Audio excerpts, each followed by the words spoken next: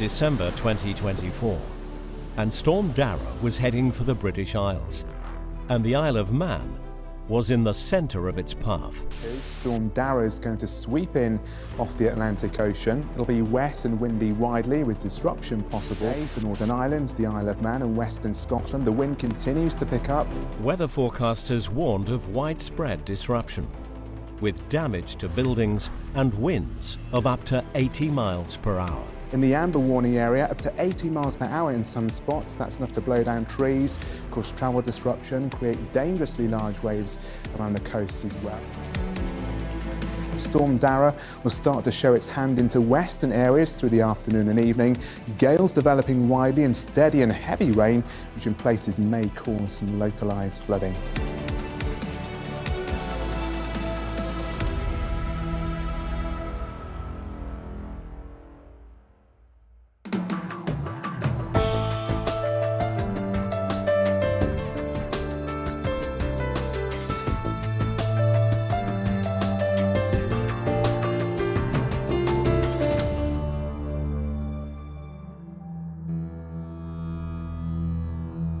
On the morning of December 9th, the destruction in local plantations was being discovered by a team from DEFRA's Forestry Division. Hundreds of trees had been brought down, forcing the closure of virtually all glens and plantations across the island.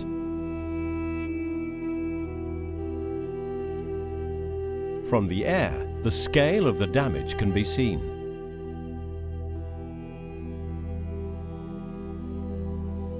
Five months on, the effects of the storm are still being dealt with, as Archallagan and large parts of South Barrule remain closed to the public.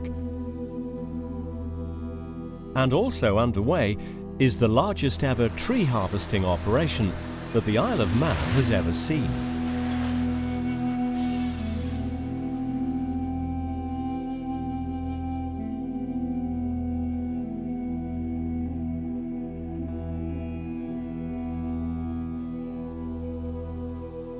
Commercial forests in the Isle of Man are owned and managed by the Isle of Man government. Jason Bolt heads up the team responsible for the management of the island's forestry estate.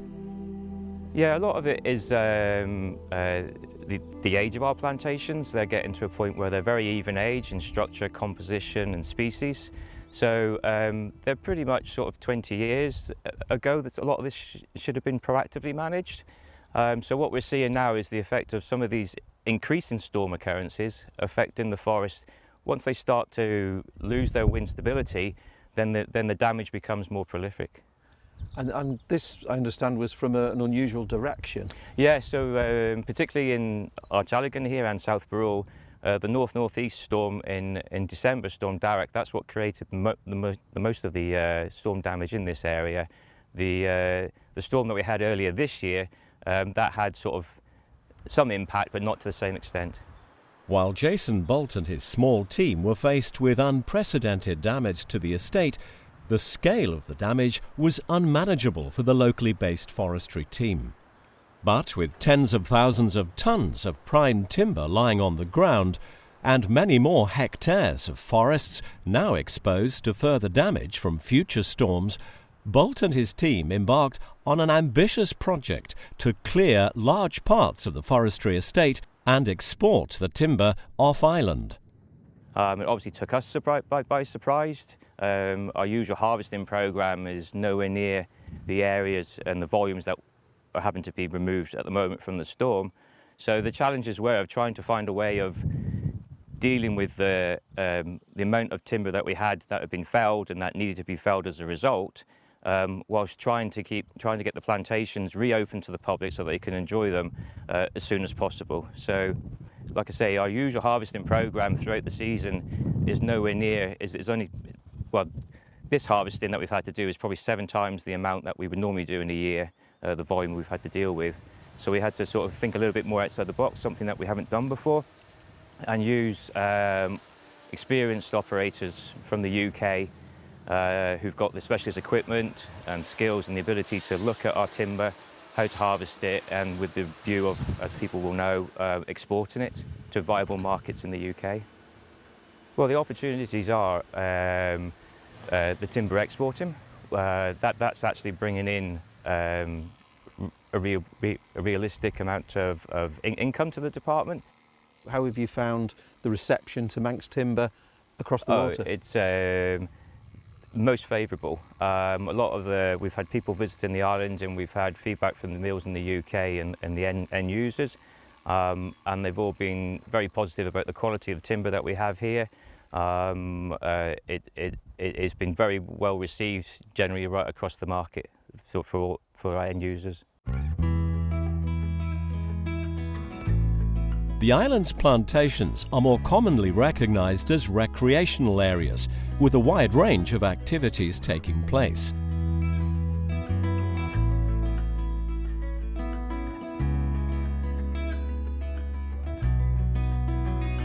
South Barrule in particular has been developed as a hub for outdoor leisure.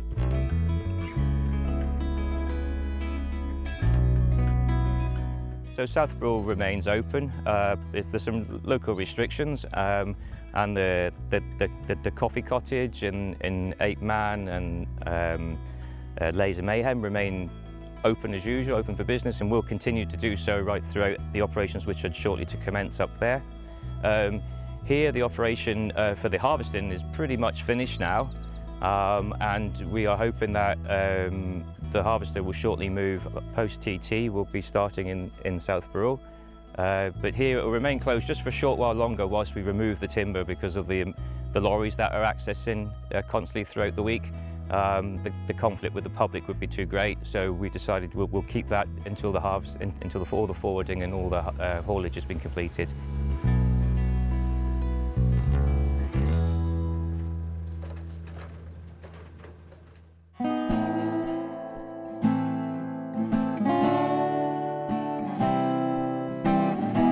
These forests were planted by the Manx government for commercial forestry and to supply the island's sawmill at St John's.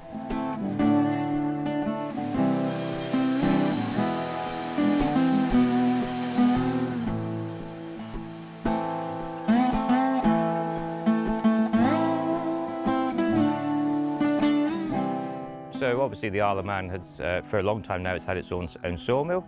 And many of its plantations are established with commercially grown species, such as we have the Sitka spruce here, and we have larch and pine. We continue to operate our sawmill, which continues to provide local products, and is continued to improve in how it delivers and provides a better customer service with greater diversity of products. So the forest will continue to provide our sawmill with those products, but it also continues in conjunction with that to provide products that we can use and export to local markets or to export to markets that are further afield, like in the UK, which they're using for furniture and construction grade products and other products that they may deem necessary, like biomass, wood, chipboard products, for example. Generations have grown up alongside many of these familiar plantations and have enjoyed recreational time in them. But the severe storms of late 24 and early 25 have now resulted in the landscape being changed, and some of those familiar places are now wide open spaces.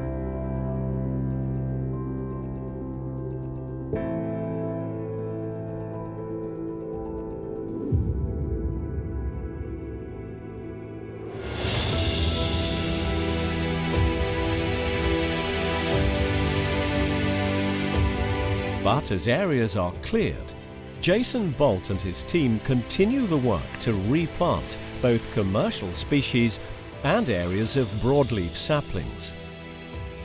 What was once dense woodland is now a barren space ready for replanting, and will soon become habitats for animals, insects and birds, and places for future generations of people to enjoy.